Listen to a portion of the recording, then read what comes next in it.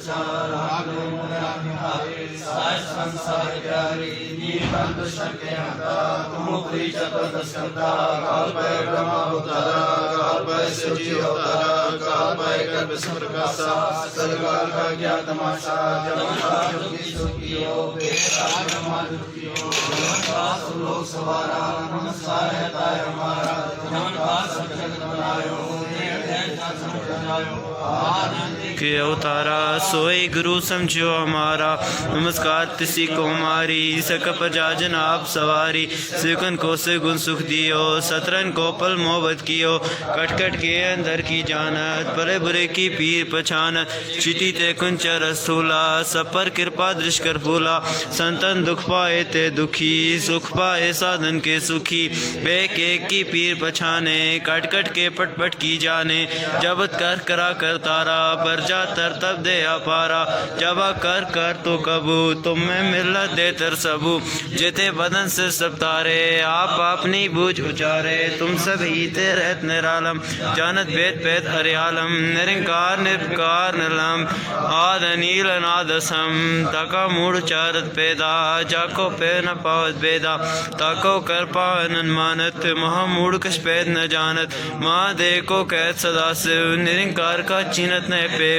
आप अपनी बुद्धे जेती बरनट पिन पिन तोए तेती। कहबित सजा जी सारे दोस्तों ਨੂੰ सलाम सत श्री अकाल और नमस्कार। मैं हाँ अहमद रजा और इस वेले जिहड़ी एक दर्द भरी खबर है। जिहड़ा पहले मौसम है करोना का मौसम एक आफत साडे ते नाजल हुई है। उहदे दौरान एक नवी आफत जिहड़ी इस टाइम नाजल हुई है वो है अफगानिस्तान काबल के अंदर जिहड़ा है चोर बाजार के अंदर थोड़ी देर पहले उत्थे एक खुदकुश हमला किया गया है। और उस खुदकुश हमला जिहड़ा है वो एक जिहड़ी धार्मिक हैसीयत नाल बड़ी अहम प्लेस है गुरुद्वारा काबल दे विच उस ते ये खुदकुश हमला किया गया है। जिस दे नतीजे दे विच 4 लोग उत्थे वो शहीद हो गए, वो उत्थे मारे गए 4 लोग जिहड़े हैं।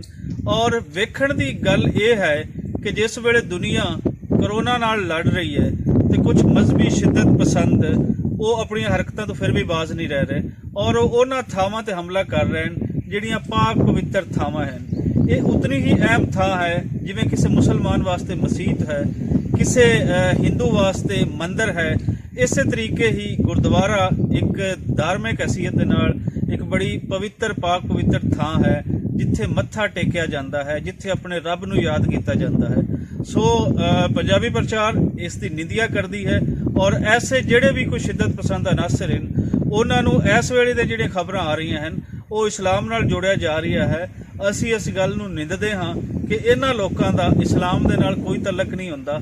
ये लोग जिस मजहब के भी होणगे ये शिद्दत पसंद होणगे। मजहबी लोग हमेशा तो जदों उन्हां दे विच शिद्दत वधदी है तो इस तरह के कतलाम इस तरह की जिहड़ी धार्मिक प्लेसिस हैं उन्हां ते हमले होंदे। जिवें असीं वेखीए तो पाकिस्तान के अंदर भी ना मसीतां बचियां ना उत्थे जिहड़े साडे वलियां दे सूफियां दे दरबार सी वो बचे। हत्ता कि दाता गंज बख्श जिन्हां ने अमन का पैगाम दिता इस खित्ते दे विच उन्हां दे दरबार ते भी इन्हां शिद्दत पसंदां ने हमला किया और उन्हां दे दरबार नूं नुकसान पहुंचाया।